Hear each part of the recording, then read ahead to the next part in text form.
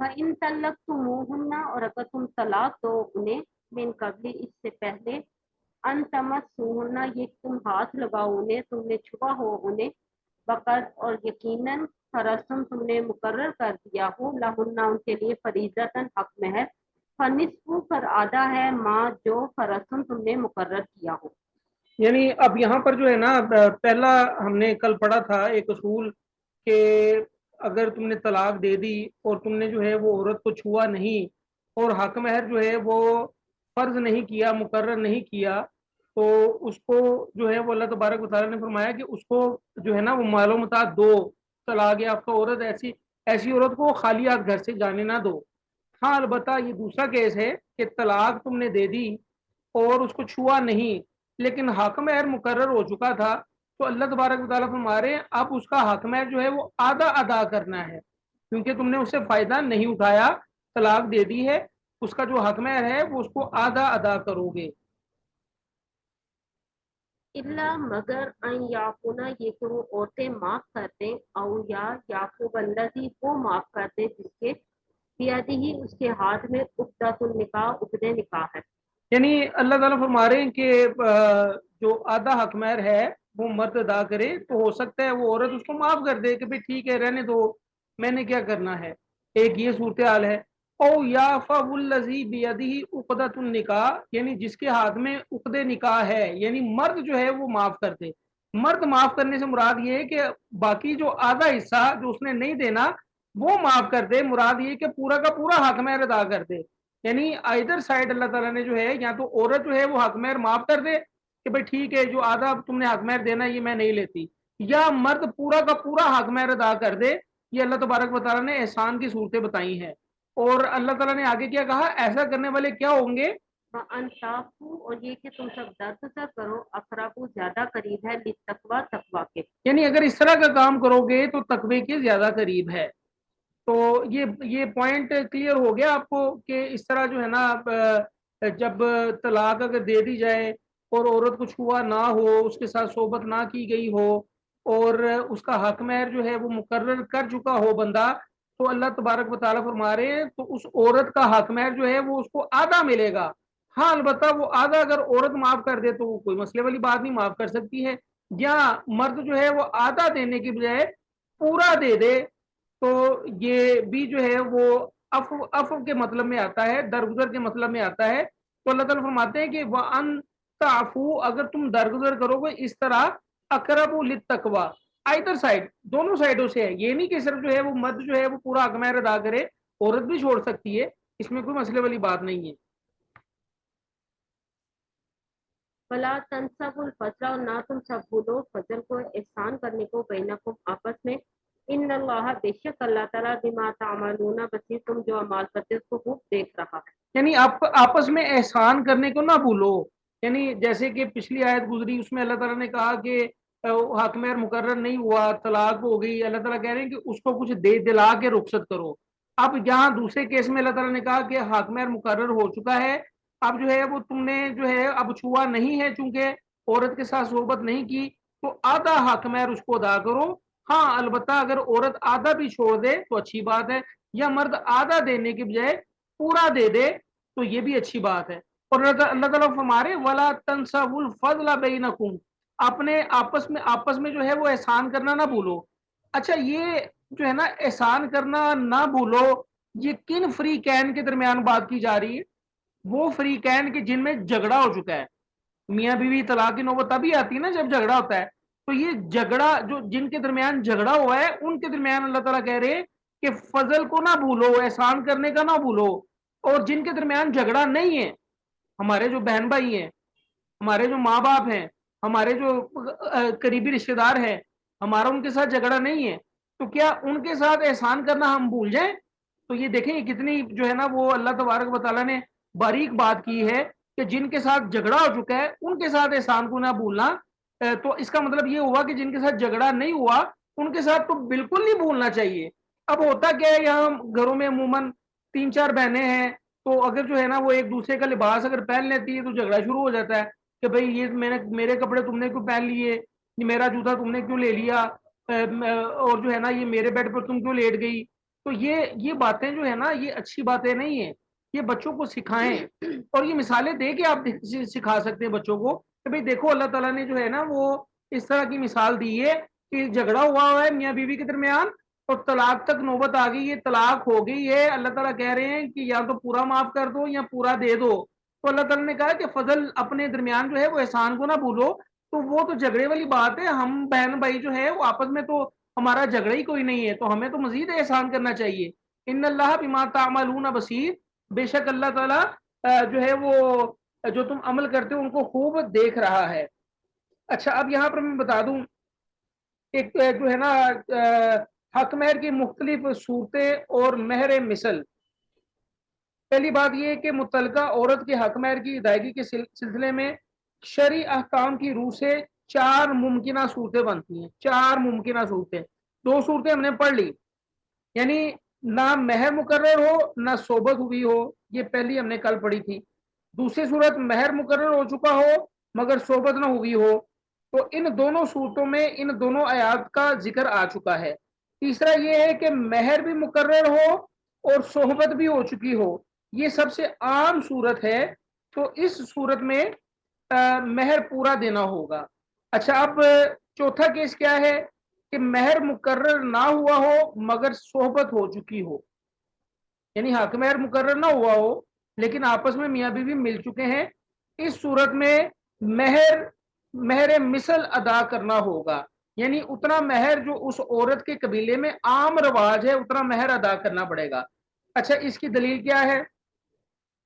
اس کی دلیل یہ ہے کہ سیدنا علقمہ رضی اللہ تعالیٰ عنہ کہتے ہیں کہ ابن مسعود سے ایسے شخص کے متعلق سوال کیا گیا جس نے کسی عورت سے نکاح کیا، نہ حق مہر مقرر ہوا اور نہ ہی صحبت کر سکا، اس کی وفات ہو گئی، یعنی حق مہر بھی مقرر نہیں ہوا، صحبت بھی نہ کر سکا، وہ اس کی وفات ہو گئی۔ ابن مسعود نے اسے جواب دیا اسے اس کے خاندان کی عورتوں کے مثل مہر دیا جائے، نہ کم نہ زیادہ، اور اس پر عدت بھی ہے اور میراث سے بھی اسے حصہ ملے گا۔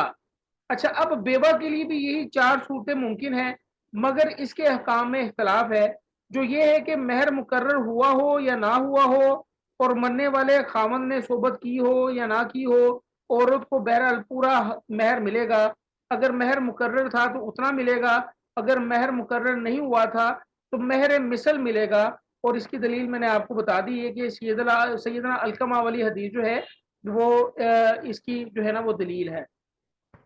اچھا اب آگے یہ طلاق کے مسائل بیان ہو رہے ہیں، اور ایک دم سے کیا ہوا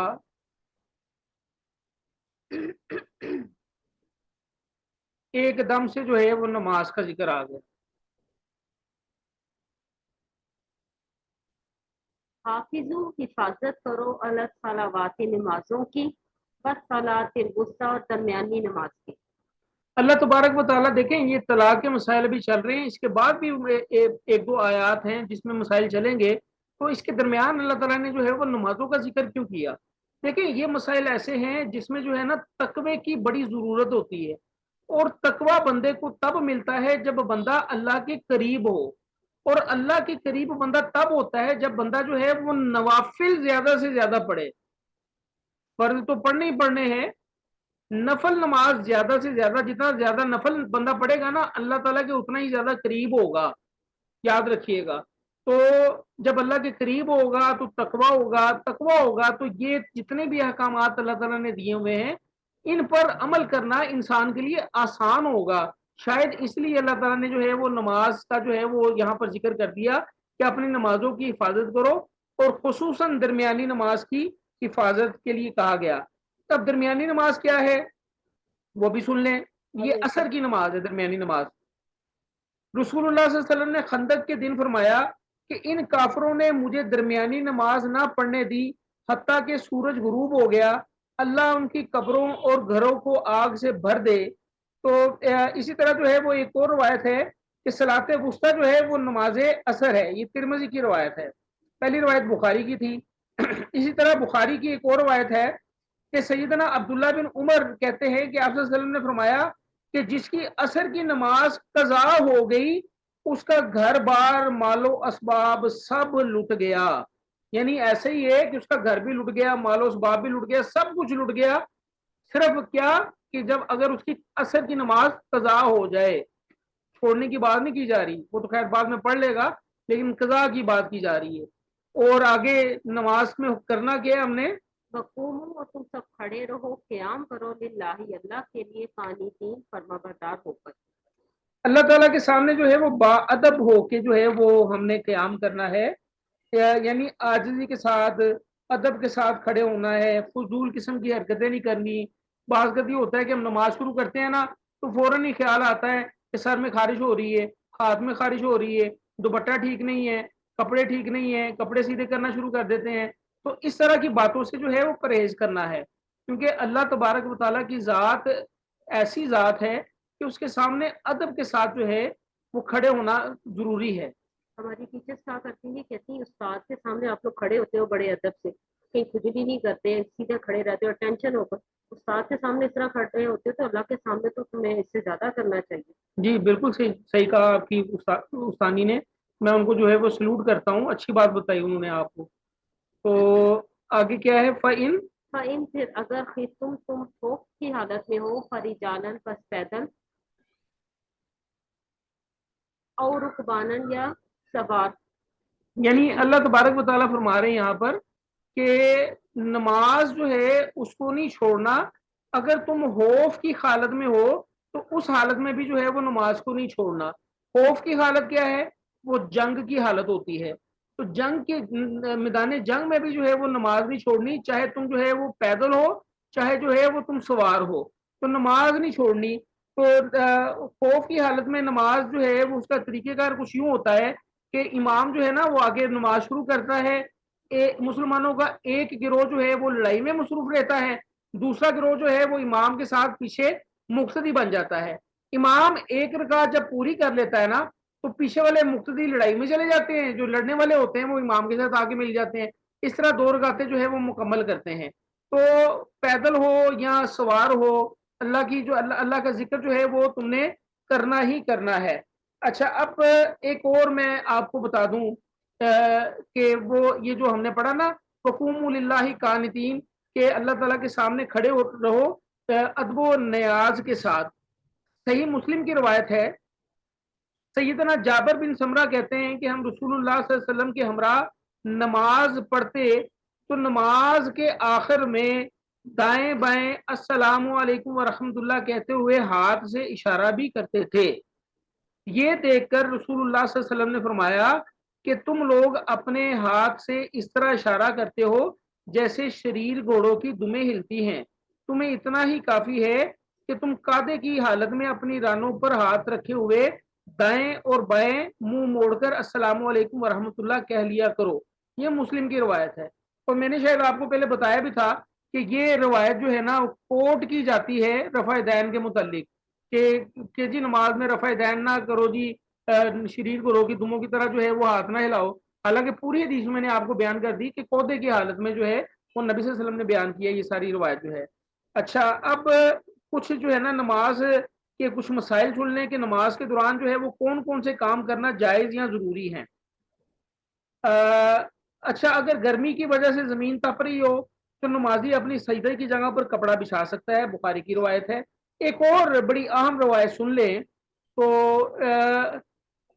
یہ ذرا غور سے سنیے گا, کیونکہ نا عموماً یہ ہوتا یہ کہ ہم جو ہے نا وہ نماز پڑھتے ہیں اور کہتے ہیں کہ پتہ نہیں ہم کیا کر رہے ہیں.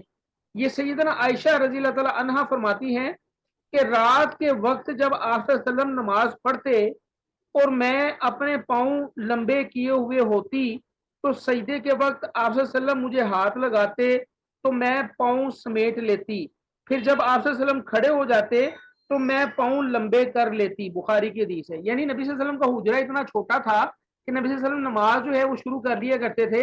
حضرت عائشہ کے پاؤں آگے ہی ہوتے تھے, لیکن جب نبی صلی اللہ علیہ وسلم سجدے میں جاتے تو عائشہ کے پاؤں کو ہلا دیتے, حضرت عائشہ اپنے پاؤں سمیٹ لیتی, نبی صلی اللہ علیہ وسلم سجدہ کر لیتے, سجدے سے جب اٹھ جاتے تو حضرت عائشہ پھر اپنے پاؤں جو ہے وہ سیدھے کر لیا کرتی تھی.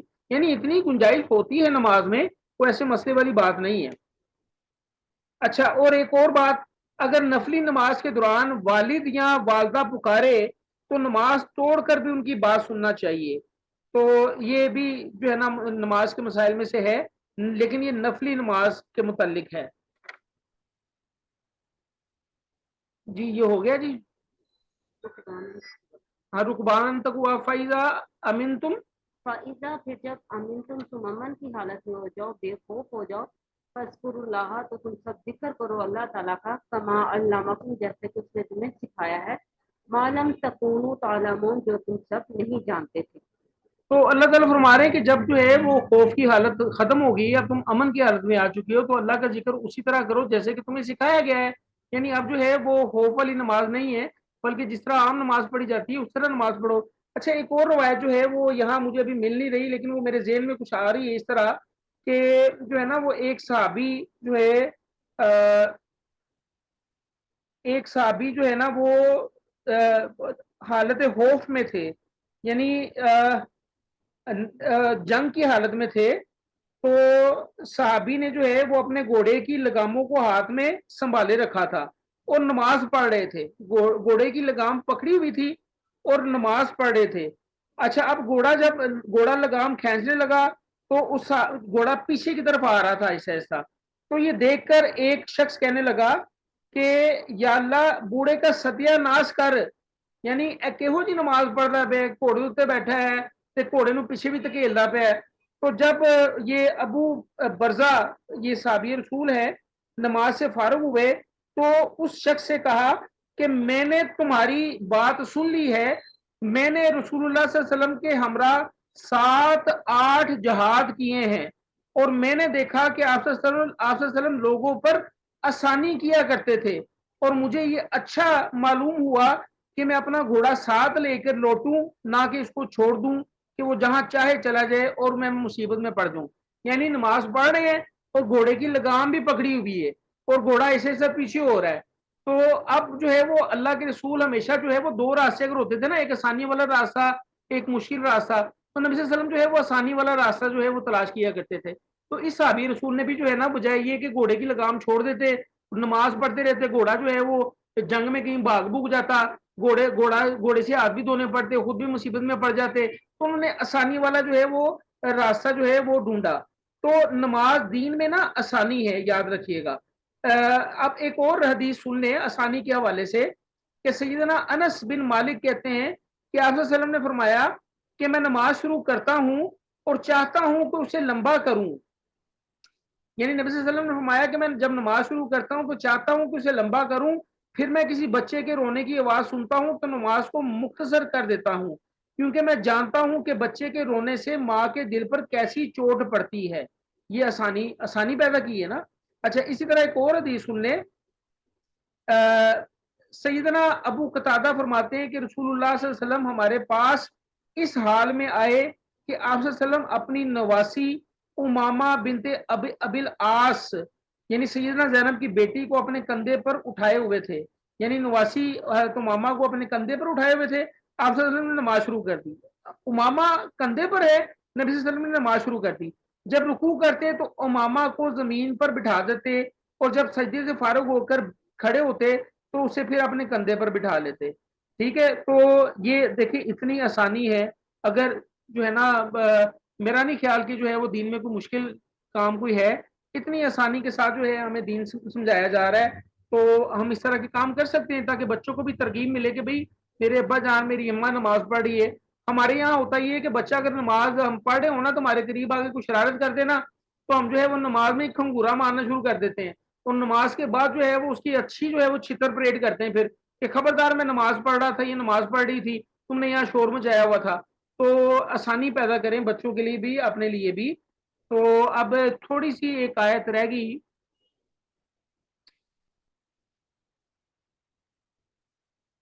جی نازش. والذین اور وہ لوگ جو یتوفون فوت ہو جائیں منکم تم میں سے، ویذرون ازواجا اور وہ چھوڑ جائیں اپنی بیویاں، وصیتاً وصیت کر دیں لازواجہم اپنی بیویوں کے حق میں، متاعن فائدہ پہنچانا ہے، الی الحول 1 سال تک، غیرہ نہیں خراجن نکالنا. یعنی تم میں سے اگر کوئی فوت ہو جائے اور اپنی بیویاں چھوڑ جائیں तो वो अपनी बीवियों के लिए वसीयत करके जाएं कि इनको 1 साल जो है वो फायदा पहुंचाना है, यानी इनके खाने पीने का इंतजाम जो है वो 1 साल मेरे घर वाले ही करेंगे, गैरा इखराज, इनको घर से निकाला नहीं जाएगा 1 साल। ये आए समझ में आ गई है? नहीं सर सर। मतलब एक एक साल निकाला जाएगा तो औरत का तो वैसे भी हिस्सा होगा ना अपने मर्द की जी, जायदाद में। ये आयत जो है वो पढ़ने में तो आएगी, लेकिन ये आयत अहकाम के हवाले से मनसूख है। ये आयत पढ़ने में आएगी लेकिन अहकाम के हवाले से मनसूख है, क्योंकि औरत के लिए वसीयत है, उसकी विरासत में हिस्सा मिलेगा उसको बकायदा। ठीक है, यानी ये हुक्म इस्लाम के इब्तिदा में नाजिल हुआ था कि मरते वक्त जो है वो मर्द अपनी बीवी के मुतालिक अपने वर्सा को इस तरह की वसीयत कर जाए। इब्तिदाए इस्लाम में ये हुक्म नाजिल हुआ था। अच्छा, बाद में जो है मिरास की आयात की वजह से जो है ये आयत मनसूख हो चुकी है, मिरास की आयात आ चुकी हैं। अल्लाह रब्बुल इज्जत ने फरमा दिया है कि जो है ना बीवी का 8वां हिस्सा जो है वो उसको मिलेगा मर्द की जायदाद में से, और जो है वो नानो नफका जो है वो तरके में से हिस्सा मिलेगा और उसी घर में रहेगी। ये सारे अहकामात जो है वो आ चुके हैं। तो ये आयत पढ़ने में है लेकिन अहकामी लिहाज से ये मनसूख है। हाँ, इन फिर अगर खरज ना वो निकल जाए, खुद चली जाए, फला जुनाहा, तो नहीं कोई गुनाह अलैकुम तुम पर, फीमा उसमें जो फ़अलना उन्होंने किया, फी अनफुसिहिन्ना अपने हक में मारूफिन मारूफ तरीके से। यानी अगर वो निकलना चाहे साल से पहले तो मारूफ तरीके से कहीं भी शादी कर सकती हैं, तो इसमें कोई मसले वाली बात नहीं है। लेकिन ये फिर बता दूं कि ये पूरी जो वसीयत वाली आयत है ना ये मनसूख है। वल्लाहु अजीजुन हकीम, और अल्लाह ताला जबरदस्त है, हिकमत वाला है। यानी इनमें क्या हिकमतें हैं ये अल्लाह तबारक व ताला बेहतर जानते हैं। तो यहाँ हमारा सबक अभी रहता है, एक एक आयत रहती है जी। वलिल मुतल्लक़ाति, और तलाक याफ्ता औरतों को मताउन कुछ फायदा पहुंचाया जाए, बिल मारूफ दस्तूर के मुताबिक, हक्कन हक है, अलल मुत्तकीन मुत्तकीन पर। अच्छा, पिछली जितनी भी आयत जो है ना वो गुजरी हैं वो खास सिनेरियो में गुजरी हैं कि जो है ना तलाक के वक्त जो है ना अगर कुछ दे दिला कर रुखसत कर दो, ठीक है, अगर हक में मुकर्रर ना हुआ हो तो फिर इस तरह करो, और सोबत और ना सोबत का भी जिक्र हुआ। अब यहाँ ऐसा हुक्म है जो हर किस्म की तलाक याफ्ता औरत के लिए दिया जा रहा है, और इसकी ताकीद भी की जा रही है। और परहेजगारों का ये शेवा नहीं है कि वो तलाक देकर मुतलका औरत को हाली हाथ घर से निकाल दें। तलाक दी है, ये आम हुक्म है, इसमें कोई कंडीशन नहीं है। तलाक दी है तो उसको कुछ फायदा पहुंचाएं दस्तूर के मुताबिक। अल्लाह तरफ हमारे कज़ालिका युबय्यिनुल्लाहु लकुम आयातिही लअल्लकुम ताकिलून, और ये अल्लाह ताला ने अपनी आयात खोल खोल कर बयान कर दी है ताकि तुम जो है वो समझ बूझ से काम लो। अब यहाँ पर हमारा सेशन खत्म हुआ, टाइम भी खत्म होने वाला है। इस पर छोटी सी डिबेट जो है वो कल करेंगे इंशाल्लाह। कोई क्वेश्चन है तो आप कर सकते हैं। ठीक है जी, अपना ख्याल रखिएगा। अस्सलाम वालेकुम। अस्सलाम वालेकुम। वालेकुम सलाम।